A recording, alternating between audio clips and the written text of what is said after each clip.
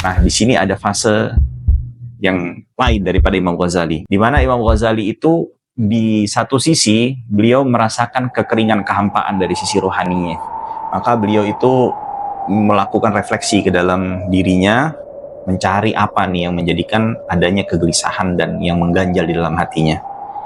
Akhirnya beliau melakukan refleksi dan mendapatkan bahwasannya beliau harus mulai menata hatinya dan mendapatkan, menurut ininya beliau nih, bahwasannya ada ketidakikhlasan di dalam hatinya beliau. Perasaan itu ya mengganggu beliau sampai taraf menjadikan beliau itu sampai tidak bisa ngomong, tidak bisa bicara, karena saking beratnya beban yang beliau pikirkan di dalam pikirannya beliau itu, sampai nggak bisa ngomong, sampai dokter berusaha untuk mengobatinya supaya bisa ngomong. Akhirnya karena beliau merasa kasihan kepada murid-muridnya dan para pembelajarnya, ya, beliau sampai akhirnya berusaha dan beberapa bisa ngomong sedikit, tapi itu bukan nggak bisa karena ada penyakit, tapi karena ada, kalau bahasa kita tuh kasarnya tuh kayak stres lah. Stres di sini bukan stres artian negatif loh ya.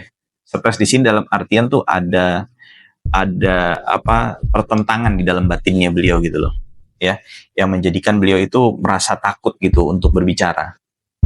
Ya, jadi jangan dianggap stres kayak kurang ada masalah di kejiwaan ya, enggak, bukan di situ maksudnya. Ya, akhirnya beliau mengambil sebuah keputusan untuk keluar, meninggalkan jabatan tersebut.